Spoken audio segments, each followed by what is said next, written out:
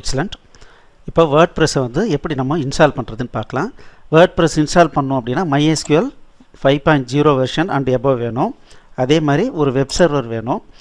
Web சர்வருக்கு நம்ம வந்து ஜாம்போ இல்லை வேம்போ இன்ஸ்டால் பண்ணிட்டு தான் போதும். நம்ம ஏற்கனவே ஜாம்பில் தான் நம்ம ப்ராக்டிஸ் பண்ணிகிட்ருக்கோம். அடுத்தது பிஹெச்பியும் பார்த்திங்கன்னா ஜாம்பில் ஆல்ரெடி பில்ட்டினாக வருது, அதனால் ஒரி பண்ண தேவையில்லை. இப்போ நம்ம என்ன பண்ணோம்னா வேர்ட்ப்ரெஸ்ஸை டவுன்லோட் பண்ணணும். எப்படி டவுன்லோட் பண்ணணும்? கூகுள் வாங்க, வேர்ட்ப்ரெஸ் டவுன்லோட்னு கொடுங்க. இங்கே பார்த்தீங்கன்னா வேர்ட்ப்ரெஸ் டவுன்லோட் பேஜ் இங்கே வருது.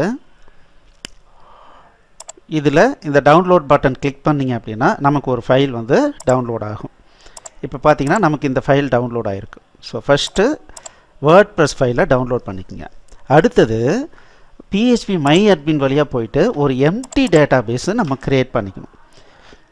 சரி, இப்போது PHP MyAdminல வந்துட்டு டேட்டா பேஸஸில் இங்கே நியூன்னு இருக்குது. இப்போ நியூ கிளிக் பண்ணுறேன். என்ன பேரில் க்ரியேட் பண்ணுறது? இப்போ நான் வந்து எனி நேம் வந்து நமக்கு கொடுக்கலாம். இப்போ நான் வந்து CKA WordPress அப்படின்னு கொடுக்குறேன். CKA_WordPressன்னு கொடுக்குறேன். நீங்கள் என்ன வேணாலும் பேர் வேணாலும் கொடுத்துக்குங்க. ஓகே, இப்போ வந்து க்ரியேட் கொடுக்குறேன். இப்போ டேட்டா பேஸ் க்ரியேட் ஆகிடுச்சு. ஸோ ஃபஸ்ட்டு நம்ம என்ன பண்ணுறோம்? வேர்ட்ப்ரெஸ்ஸை டவுன்லோட் பண்ணிக்கிறோம்.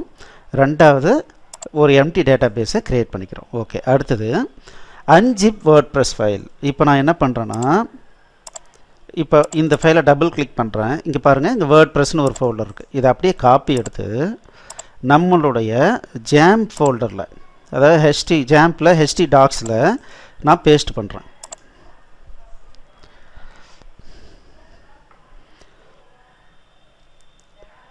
ஸோ வேர்ட்ப்ரெஸ் அப்படிங்கிறது நம்ம வந்து ஒரு க்ரெட் வந்து இப்போ PHP ஃபவுண்டேஷனில் பார்த்தீங்கன்னா க்ரெட் ப்ராஜெக்ட் ஒன்று பண்ணோம். அந்த ப்ராஜெக்ட் உள்ளார எகெயின் நிறைய சப் ஃபோல்டர் க்ரியேட் பண்ணி அதில் சில ஃபைல்ஸ்லாம் கொண்டு போய் வச்சோம். அதே மாதிரி வேர்ட்ப்ரெஸ் அப்படிங்கிறது ஒரு ப்ரீ டிஃபைன்டு ப்ராஜெக்ட் தான். அது வந்து என்ன, நிறைய ஃபோல்டர்ஸு சப் ஃபோல்டர்ஸு அதுக்குள்ளார சில ஃபைல்ஸு இந்த மாதிரி நிறைய இருக்கும், அவ்வளோதான். இப்போது அது எல்லாமே இப்போது Unzip ஆகி காப்பி ஆகிட்டுருக்கு.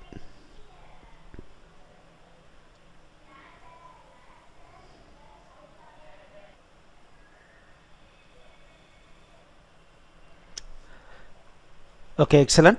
இப்போ பார்த்தீங்கன்னா வேர்ட்ப்ரெஸ்னு ஒரு ஃபோல்டர் வந்து காப்பி ஆகிருக்கு. இதுக்குள்ளார பாருங்கள், WP admin, WP content, WP includes, இந்த மாதிரி நிறைய ஃபோல்டர் இருக்குது. தென் PHP ஃபைல்ஸ்லாம் இங்கே இருக்குது. ஓகே, அப்போது Unzip பண்ணியாச்சு. அடுத்தது என்ன பண்ணோம்? Start the site and follow up the wizard. இப்போது ஸ்டார்ட் பண்ணோம். எப்படி? ஸோ நம்ம லோக்கல் ஹோஸ்ட் 8080, இப்போ என்னுடைய மிஷினில் 8080ல் போட்டிருக்கேன். அந்த ஃபோல்டரில் வேர்ட்ப்ரெஸ்ன்ற ஒரு ஃபோல்டர் இருக்குது. இதை நம்ம கிளிக் பண்ணணும்.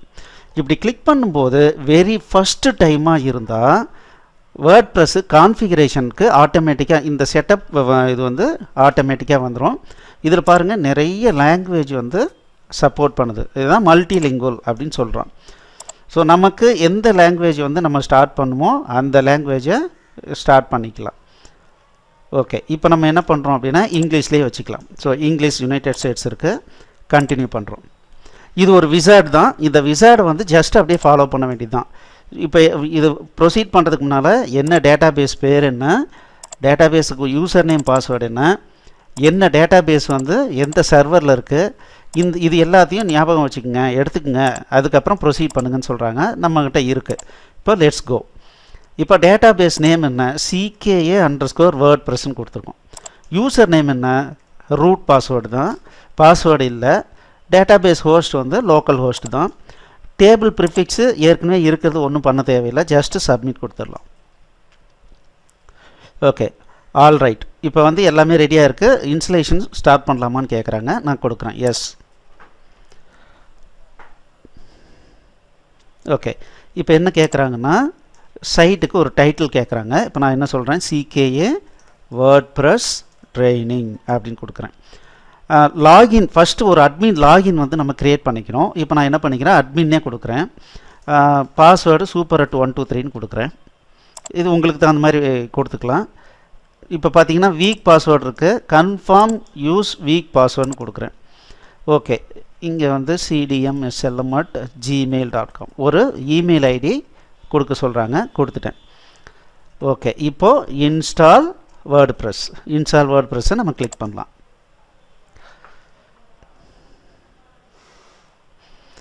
இப்போ என்ன ஆகுது அப்படின்னா அந்த வேர்ட்ப்ரெஸ் சைட்டுக்கு உண்டான எல்லா டேபிளும் க்ரியேட் ஆகிட்டு என்ன ஆக போகுதுன்னா அந்த டேட்டாபேஸ் டேபிள்ஸ்லாம் க்ரியேட் ஆகும். ஸோ இது கொஞ்சம் டைம் எடுக்கும். Okay, success. ரைட்டுங்க. இந்த மாதிரி வந்துருச்சு அப்படின்னா நம்ம கரெக்டாக இன்ஸ்டால் பண்ணி ஆயிடுச்சின்னு அர்த்தம். ஸோ இப்போ நீங்கள் என்ன பண்ணுங்கள் அப்படின்னா, இப்போ நம்ம சொல்லி கொடுத்த ஸ்டெப்ஸை ஃபாலோ பண்ணி உங்களுடைய மிஷினில் வேர்ட்ப்ரெஸ்ஸை முதல்ல இன்ஸ்டால் பண்ணி இந்த ஸ்டெப் வரைக்கும் முடிச்சிருங்க. அடுத்த கிளாஸில் ஜஸ்ட் இதை வந்து ஒரு முறை எக்ஸ்ப்ளோர் பண்ணலாம். ஃப்ரண்ட் எண்டில் எப்படி இருக்குது, பேக் எண்டில் எப்படி இருக்குது, எப்படிலாம் ஆர்கனைஸ் பண்ணியிருக்காங்கன்றதை அடுத்த கிளாஸில் நம்ம எக்ஸ்ப்ளோர் பண்ணலாம். வாங்க. தேங்க்யூ.